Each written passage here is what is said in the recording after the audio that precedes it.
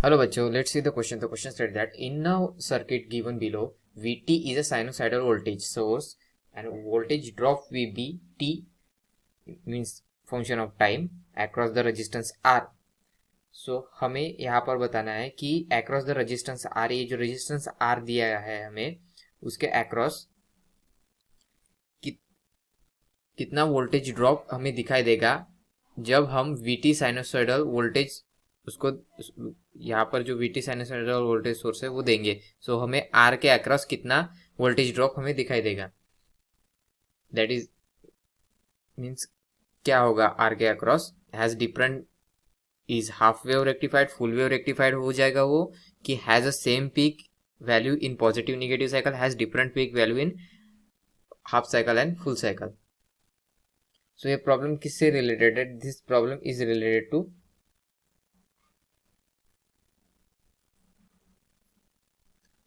Biasing of the diode. Key concept क्या होगा? Key concept biasing condition of the diode.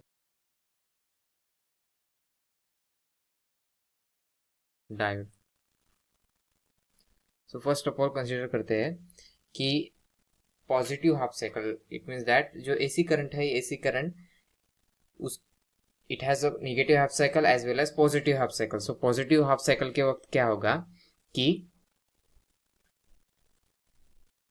D1 जो बायस है, D1 जो डायोड है, this will act as a reverse biased, और D2 जो है फॉरवर्ड बायस में एक्ट करेगा for the positive half cycle.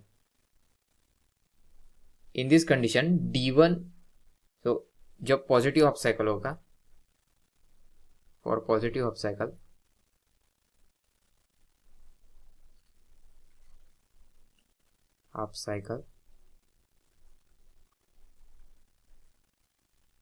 Sinusoidal wave का positive half cycle. So D1 act as a forward is in the forward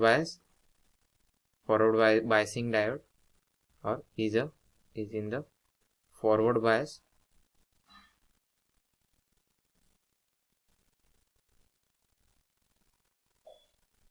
So D2 is in a forward bias, not D1. D2 is in a forward bias and D1 is in a reverse bias.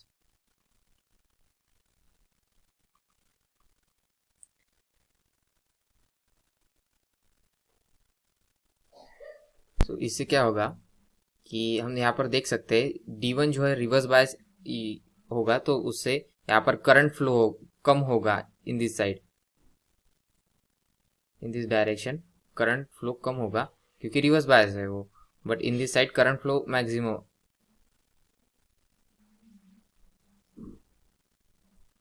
Current flow maximum होगा. और in the negative half cycle क्या होगा? For the negative half cycle, negative half cycle, this is for the positive one. For the negative half cycle ये reverse condition हो जाएगी, that is D1 is forward bias, is in the forward bias, और D2 is in the reverse bias.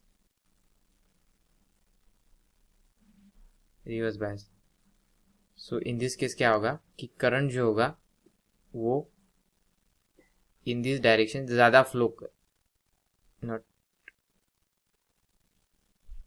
In this direction वो कम flow करेगा as compare to in this direction, और इस direction में वो ज्यादा फ्लो करेगा क्योंकि D1 इस बार फॉरवर्ड बायस में है. सो देयरफॉर, बट यहाँ पर हम देख सकते हैं कि रेजिस्टेंस भी अलग अलग है. Here on near to the D2, here R2 which is 15 ohm and in near to the D1 is R1 which is 10 ohm. उसके कारण क्या होगा, जो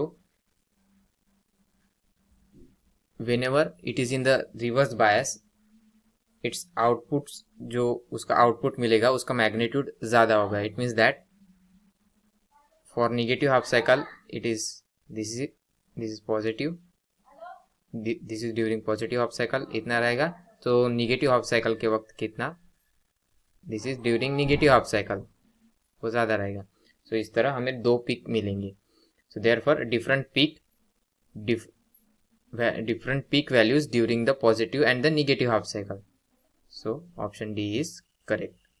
डिफरेंट पीक वैल्यू होंगे, जैसे कि हमने देखा यहाँ पर कि which that happen due to this volt difference in the resistance. So आशा करता हूँ आपको सॉल्यूशन समझ में आया होगा। Thank you.